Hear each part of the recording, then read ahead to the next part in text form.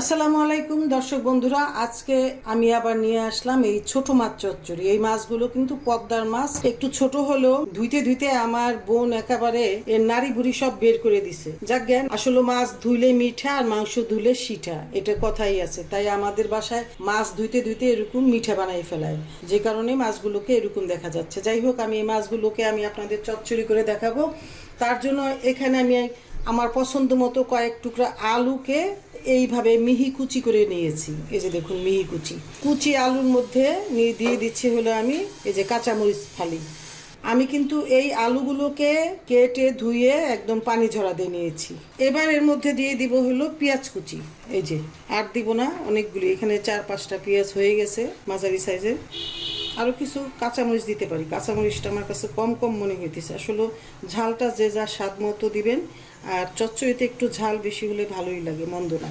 এবার দিয়ে দিচ্ছি স্বাদ মতো লবণ। লবণটাও আপনারা আপনাদের স্বাদ মতো দিয়ে নেবেন। এবার দিচ্ছি অল্প একটু হলুদের গুঁড়ি। আমরা আসলে চচ্চড়িতে খুব বেশি হলুদের গুঁড়ি দেই না, একদম না দিলেই না। আর দিচ্ছি 1/2 চা চামচ জিরার গুঁড়ি। এই যে, এবার দিয়ে দিচ্ছি হলো ধনিয়ার গুঁড়ি। এবার দিচ্ছি 1 চা চামচ পরিমাণ রসুন বাটা।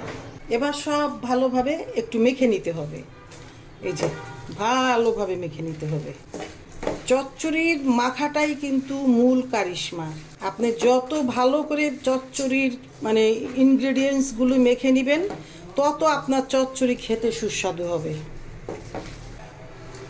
মশলার সঙ্গে আলুগুলো যখন মেখে নেওয়া হয়ে গেল, এবার দিয়ে দেবো এর মধ্যে সরিষার তেল। আপনারা এখানে সাদা তেলও ব্যবহার করতে পারেন, তবে আমি চচ্চড়িতে সরিষার তেলটা প্রিফার করি, যে জন্য আমি সরিষার তেল দিয়ে নিলাম। আবার একটু মেখে নিচ্ছি। চচ্চড়িতে কাঁচা মরিচ আর হলো তেল, এই দুইটা জিনিস একটু বেশি দিবেন পরিমাণের তুলনায়, তাহলেই কিন্তু চচ্চড়ির স্বাদটা বেশ ভালো আসবে। সব কিছু যখন ভালোভাবে মেখে নেওয়া হয়ে গেল, এখন এর ভিতরে ওই মাছগুলো দিয়ে দেব। এই যে, এই মাছগুলো আলতো করে দিয়ে দিচ্ছি। এবার খুব হালকা হাতে এই মাছগুলোর সঙ্গে হালকা হাতে মেখে নিতে হবে, খুবই হালকা হাতে। মাছগুলো তো এমনি মানে মাছ কিন্তু নরম না, বুঝছেন না? ধুইতে ধুইতে এর 12টা বাজায় দিছে। আর না ধুইলে, মাছ তো ধুইতেই হবে, মাছ না ধুইলে কিন্তু টেস্ট আসে না, এটা আমি আগেই বলছি এবং সবাই আমরা জানি। এই যে, বেশ ভালোভাবে আলুর সঙ্গে মশলার সঙ্গে মাছটা মেখে ঝুঁকে একাকার করে নেওয়া হয়ে গেল। এখন আমি এর ভিতরে পরিমাণ মতো পানি দেব। এই যে, এটা নর্মাল পানি, ঠান্ডা পানি দিয়ে দিতেছি, যেটা নর্মাল পানি আর কি। আরও একটু দেবো, একটু হালকা ডুবু ডুবু রাখবো, যেহেতু চটচড়া করে ফেলবো একদম। এইখানে মানে এমন কিছু না যে ঠিক এভাবে করে, যেটুক ছিল মানে মোটামুটি 2 কাপ পানি দিলাম আর কি। এখন এটাকে ঢেকে বাস রান্না করে নেব, আর কিছু না। লাস্টে শেষে আরও 2টি উপকরণ আছে, সেটা কি আমি আপনাদের দেখাবো। এখন ঢেকে দিব, রান্না হতে থাক। এই যে, চচ্চড়িটা 5 মিনিট পর ফিরে আসলাম রান্না করে নিয়ে। এখন আমি এই চচ্চড়ির উপরে এই যে নরম লাউ শাকের পাতা দিয়ে দিচ্ছি।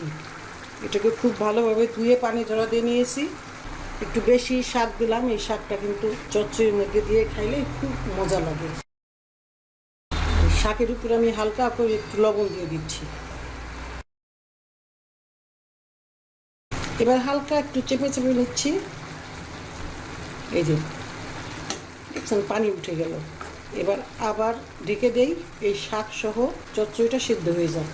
ঢেকে দেওয়ার আগে আমি একটু ধনিয়া পাতা দিব, ধনিয়া পাতা করছি।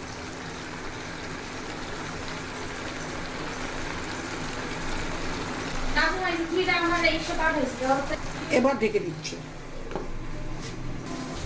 এবার দেখি আমার চচ্চড়িটার কি অবস্থা। এই যে, পানি প্রায় শুকিয়ে গেছে। এবার পাশ দিয়ে একটু দেখে নেই পানিটা। হ্যাঁ, আরও একটু পানি আছে, এই পানিটাও শুকিয়ে যাবে। আমি হালকা করে একটু এই উপরের শাকগুলো নেড়ে চেড়ে নেই, যাতে পরিপূর্ণভাবে শাকগুলো সিদ্ধ হয়ে যায়। চেষ্টা করব এই শাকগুলোকে আমি নিচে পৌঁছে দিতে। এই যে, এখন এই এক পাশে শাকগুলো এনে আমি এইভাবে করে চেষ্টা করি। এই আসলে রান্নাটা একটা শিল্প, বুঝছেন? এটা যে যেভাবে কারুকার্য করে নিজের মনের মাধুরী মিশিয়ে রান্না করতে পারবে, সেই রান্নাটাই আসলে টেস্ট হবে, খুব ভালো হবে। শাকগুলোকে আমি দিয়ে দিলাম। এখন যেটুকু পানি আছে এই শাকের ভিতরে সবটুকু একদম শুকিয়ে মিলেমিশে একাকার হয়ে যাবে এবং আমার এই চচ্চড়িটা খুব সুন্দরভাবে হয়ে যাবে। এবার আমার চচ্চড়িটা অলমোস্ট ডান।